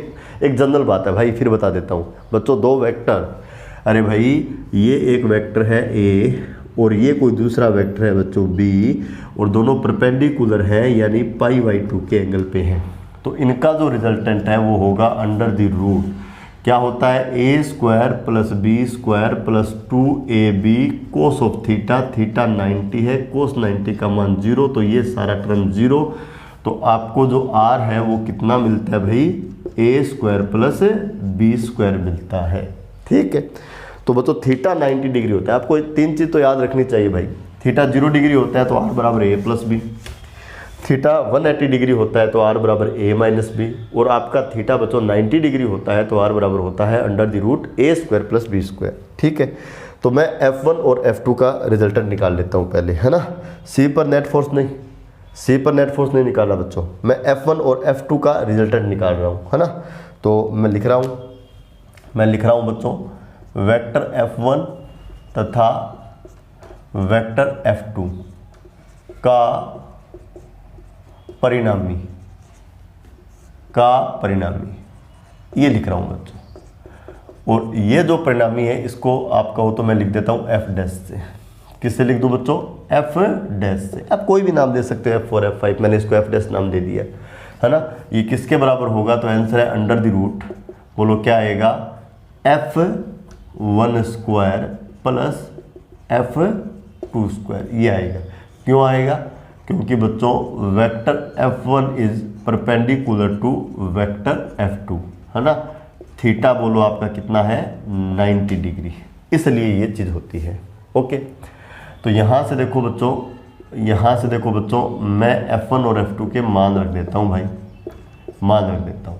तो ये आपको एफ डैश कितना मिलेगा, तो आंसर ये मिलेगा अंडर द रूट F1 का स्क्वायर, इसका मतलब बच्चों इसका स्क्वायर, है ना। तो के क्यू स्क्वायर और बट्टा में क्या है, एल स्क्वायर, आपको इसका वर्क करना है, प्लस F2 यानी के क्यू स्क्वायर और बट्टा में है एल स्क्वायर और आपको इसका वर्क करना है। पहला और दूसरा टर्म एक जैसा है तो डबल हो जाएगा। उसके बाद यदि इसका वर्गमूल लिया जाएगा ना, तो ये आएगा बच्चों √2 और गुणा में बोलो क्या आ जाएगा, के क्यू स्क्वायर बट्टा एल स्क्वायर, है ना। और इसको बच्चों मैं बोल देता हूँ 4 नंबर। क्या बोल देता हूँ, 4 नंबर। ये एफ डैश आ गया, ये क्या आ गया बच्चों, एफ डैश, ये F1, ये आपका F2, ये आपका F3, और F1 और F2 का जो रिजल्टेंट है वो आपको क्या मिला हुआ है, एफ डैश, और वो एफ डैश कितना आया है, √2 और क्या आया है बच्चों, के क्यू स्क्वायर और बट्टे में क्या आया है, एल स्क्वायर, ये चीज़ आई है। अब देखो ये वाला जो बल है ना, ये वाला बल लगेगा बच्चों F3 की दिशा में। किसकी दिशा में लगेगा, F3 की दिशा में। तो ये आपका वेक्टर एफ डैश है। अब इन दोनों का काम हो गया, इन दोनों की जगह मैं किसको दिखाऊंगा, एफ डैश को दिखाऊंगा। एफ डैश सी पर F1 और F2 का रिजल्टेंट है। तो अब C पर 2 फोर्स बचे, एक तो F डैश और एक F3, दोनों का डायरेक्शन सेम है, थीटा 0 है, तो नेट फोर्स कितना होगा, तो आंसर है R बराबर A + B। अब कई बच्चों को दिक्कत है कि F डैश जो है वो F3 के डायरेक्शन में क्यों लगा, तो बड़ा सिंपल है बच्चों, बड़ा सिंपल है। आपका जो डायरेक्शन है मैं यहाँ लिख देता हूँ, ये लगेगा AC की दिशा में। कहाँ लगेगा, AC की दिशा में। क्यों लगेगा, जिन बच्चों को नहीं पता वो लिख सकते हैं बच्चों, tan अल्फा बराबर क्या होता है, B sin थीटा बट्टा A + B cos थीटा, ठीक है। तो यहाँ से देखो बच्चों tan अल्फा बराबर, है ना, B sin थीटा, ये आपका A है और ये आपका B है। इसका मतलब यहाँ आप क्या लिखोगे, F2 sin थीटा का मतलब है sin 90 डिग्री, क्योंकि बच्चों F1 और F2 परपेंडिकुलर है, दोनों के बीच का जो एंगल है, वो कितना डिग्री है, 90 डिग्री, डिवाइडेड बाय A यानी पहला F1 प्लस B यानी दूसरा F2 और क्या लिखोगे, cos 90 डिग्री। बच्चों cos 90 का मान होता है 0 और sin 90 जो है उसका मान बोलो कितना होता है, 1। तो यहाँ से देखो आपको क्या मिलेगा, tan अल्फा आपको मिलेगा देखो F2 और गुणा में क्या मिलेगा, 1, और F1 प्लस बोलो क्या मिलेगा, 0। और बच्चों F1 और F2 बराबर है तो tan अल्फा आपको क्या मिलेगा, 1, और अल्फा बराबर आपको कितना मिलेगा, tan इनवर्स 1, और इसका मतलब बोलो कितना है, π/4, और π/4 का मतलब बोलो कितना है, 45 डिग्री। तो ये सारा एंगल 90 डिग्री है। तो आप जानते हो बच्चों अल्फा आपका 45 डिग्री आ गया, इसका मतलब जो रिजल्टेंट है यानी जो आपका एफ डैश है वो बच्चों F1 से, किससे, F1 से 45 डिग्री का कोण बनाएगा, और 45 डिग्री का कोण बनाने का मतलब है कि यह इसके विकर्ण के अनुदिश होगा, क्योंकि ये सारा एंगल 90 डिग्री होता है। तो ये वाला एंगल आपका कितना होता है, 45 डिग्री, और ये वाला एंगल भी आपका कितना होता है, 45 डिग्री। ये वाला एंगल 45 है तो ये वाला एंगल भी आपका कितना होगा, 45 डिग्री। और जो F1 और F2 का रिजल्टेंट है बच्चों, वो F1 से 45 डिग्री के एंगल पे होगा, और 45 डिग्री के एंगल पर होने का मतलब है विकर्ण के अनुदिश होगा, और विकर्ण के अनुदिश होगा इसका मतलब किसकी दिशा में होगा, F3 की दिशा में। ये एंगल निकालने का तरीका है। बाकी यदि बच्चों देखो आपको वर्ग दिया हुआ हो, है ना, और वर्ग के साथ साथ जो आपका F1 और F2 है वो मैग्नीट्यूड में सेम हो, देखो F1 का मैग्नीट्यूड देख लो आप ये वाला, और F2 का मैग्नीट्यूड देख लो आप ये वाला, एक समान है, मैग्नीट्यूड सेम हो और स्क्वायर दिया हुआ हो, तो बच्चों इनका जो रिजल्टेंट है वो हमेशा विकर्ण के अनुदिश ही होता है। तो आपने विकर्ण के अनुदिश डाल दिया। ओके, अब हम लोग कैलकुलेट करेंगे। ये चीज़ आपने लिख ली, अब मैं एफ डैश यहाँ लिख चुका हूँ। अब इसको एक बार मैं साफ कर देता हूँ बच्चों, ठीक है। तो डायरेक्शन पता लग गया ना आपको, एफ डैश का डायरेक्शन ऐसे निकालते हैं भाई। अब देखो बच्चों, सी पर दो फोर्स बचे, एक तो एफ डैश और एक एफ थ्री। ये सेम डायरेक्शन में थीटा जीरो है, थीटा जीरो होता है तो रिजल्टेंट होता है ए प्लस बी। क्या होता है बच्चों? ए प्लस बी। तो भाई आप लोग क्या लिखोगे? आप लोग लिखोगे सी पर नेट बल निम्न होगा, है ना, नेट बल निम्न होगा। अरे भाई तीन बल लग रहे हैं, एक तो F1 और एक F2 एक F3, है ना, तीन वेक्टर है। अब इनको जोड़ना आना चाहिए, और ये जो जोड़ है ना, ये तो बच्चों वेक्टर अलजेब्रा है ना, ये कोई इलेक्ट्रोस्टैटिक्स थोड़ी है बच्चों, है ना। तीन वेक्टर है, आपको नेट चाहिए, तो आपको तो इलेक्ट्रोस्टैटिक्स ने बता दिया कि नेट इनके वेक्टर सम के बराबर होगा, सदिश योग के बराबर होगा। तो सदिश योग तो आपको आना चाहिए ना। तीनों को जोड़ना है तो पहले F1 और F2 को जोड़ा, इनका जोड़ क्या आया? F dash. ये किसकी दिशा में आ गया? F3 की दिशा में। अब सी पर दो बच गए, एक तो एफ डैश और एक F3। थीटा 0 डिग्री है बच्चों, एक ही दिशा में है, तो नेट कितना होगा? R बराबर ए प्लस बी। तो सी पर जो नेट फोर्स है, इसको यदि मैं FC लिखूं तो बोलो बच्चों ये क्या आएगा? एफ डैश प्लस F3 आएगा। भाई क्यों आएगा? क्यों आएगा? क्यों आएगा? क्योंकि बच्चों एफ डैश बोलो बच्चों F3 के पैरेलल है, और थीटा बोलो कितना है? 0 डिग्री। थीटा 0 डिग्री होता है तो रिजल्टेंट होता है ए प्लस बी। तो नेट फोर्स आएगा एफ डैश प्लस F3, है ना। थोड़ा सा देखो वेक्टर अलजेब्रा भी अगर आप लोग इन चीज़ों को समझ रहे हो, है ना, तो थोड़ा वेक्टर अलजेब्रा भी आपका मजबूत हो रहा है। आपको पता लग रहा है कि तीन एरो कैसे जुड़ते हैं, तीन वेक्टर कैसे जुड़ते हैं, ठीक है। अब क्या है बच्चों, मान रख दो, तो ये आएगा देखो एफ सी बराबर एफ डैश, तो देखो ये रहा, क्या है बोलो? √2, और ये आपका है KQ² बटा L² प्लस F3, ये रहा F3, बोलो क्या है? KQ² और बट्टे में क्या है? 2L²। चलो इसको थोड़ा सरल कर लेते हैं। ये आएगा FC बराबर √2 और प्लस में क्या आएगा? 1/2, और कॉमन जो चीज़ है वो क्या आएगी? KQ² बटा L², है ना। देखो बच्चों ये वाली चीज़, है ना, ये वाली चीज़ कॉमन ले ली, तो यहाँ बचा √2 और यहाँ बचा 1/2, ठीक है। तो और सोल्व करना चाहो तो और भी सोल्व कर सकते हो। FC बराबर यदि आप 2 LCM ले लो तो ये आ जाएगा 2√2 और प्लस में बोलो क्या आएगा? 1, और गुणा में क्या आ जाएगा बच्चों? KQ² बटा L², ठीक है। और ये आपका हो जाएगा बच्चों फाइनल आंसर। क्या हो जाएगा? Final answer. यानी ये सी पर क्या होगा? Net force. और ये बल कहाँ लगेगा? तो आंसर है विकिन के अनुदिश लगेगा। इसका मतलब AC की दिशा में लगेगा। कहाँ लगेगा? AC की दिशा में लगेगा, ठीक है। तो ये तो सी पे आ गया। अब बच्चों आपको तो ये कहता है, या तो पूछ लेगा किसी एक पे निकालो, या आपको बोल दिया कि सब पे निकालो भाई, सब पे निकालो। तो सिमेट्रिकल चीज़ है, ये सिमेट्रिकल चीज़ है, तो आप लिखोगे चित्र की सममिति से, की सममिति से। तो बच्चों ए पे नेट चाहिए, या फिर आपको बी पे नेट चाहिए, है ना, या फिर मान लो आपको डी पे नेट चाहिए। तो सी पर जो नेट है उसके ये क्या होगा? बराबर, और सी पे जो नेट है वो आपने निकाला हुआ है, बोलो कितना है? 2√2 प्लस 1 बट्टा में क्या है? 2, और गुणा में क्या है बच्चों? KQ² और बट्टा में क्या है? L²। ये आपका आंसर हो गया, ये आपका आंसर हो गया, ठीक है। प्रत्येक पे चाहिए तो ए पे भी यही आएगा, बी पे भी यही आएगा। कैलकुलेट करना चाहो तो बच्चों आप करके देख सकते हो। जैसे बच्चों मान लीजिए आपको बी पे चाहिए था, ठीक है, तो बी के अलावा देखो कितने चार्ज हो गए? एक तो ए, एक डी और एक इस बार सी। आपको बी पर चाहिए तो ग्रुप ऑफ चार्ज, इसमें 3 चार्ज ए, डी और सी। तो इस पर कितने फोर्स लगने हैं? 3 लगने हैं। ए इधर लगाएगा इस पर, है ना, और सी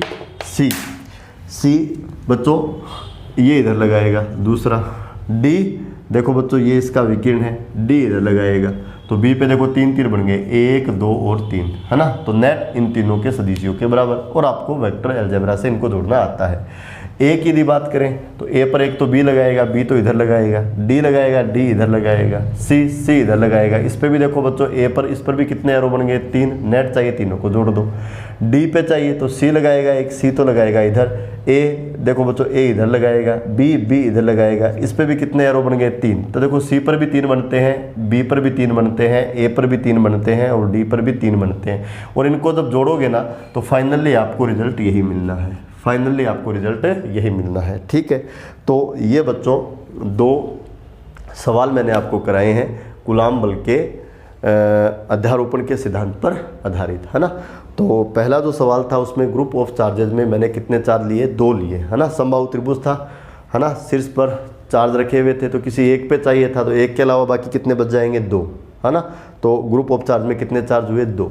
जब मैंने स्क्वायर ले लिया तो ग्रुप ऑफ चार्ज में कितने हो गए, 3, क्योंकि टोटल तो 4 चार्ज है, लेकिन किसी एक पे नेट चाहिए तो उसको छोड़कर बाकी कितने बच जाएंगे, 3, है ना। तो उस चार्ज पे बोलो कितने फोर्स लगेंगे, 3, तो अलग अलग निकाल लिए। फिर उनका क्या कर दिया आपने, सदिश योग। याद करो अध्यारोपण का सिद्धांत क्या था, आवेशों के समूह के द्वारा, है ना, आवेशों के समूह के द्वारा किसी आवेश पर, है ना, जैसे आपको सी पे चाहिए था तो समूह में कितने चार्ज थे, ए, बी और डी, तो इनके द्वारा सी पर जो नेट फोर्स है वो किसके बराबर आता है, समूह के प्रत्येक आवेश के द्वारा लगाए गए अलग अलग बलों के सदिश योग के। तो आपने बी कितना लगाएगा ये निकाल लिया, आपने ए कितना लगाएगा ये निकाल लिया, आपने डी कितना लगाएगा ये निकाल लिया, अलग अलग कैलकुलेट कर लिया। F1 आपने अलग कैलकुलेट किया, F2 आपने अलग कैलकुलेट किया, F3 आपने अलग कैलकुलेट किया, और उसके बाद आपको इस पर नेट फोर्स चाहिए था तो आपने इनका बोलो कौन सा योग कर दिया बच्चों, सदिश योग। कौन सा योग कर दिया, सदिश योग, है ना। ये थे अध्यारोपण के सिद्धांत पर आधारित कुछ आंकिक प्रश्न। ठीक है बच्चों, तो आज की क्लास को यहीं कंप्लीट करते हैं। Okay, thank you.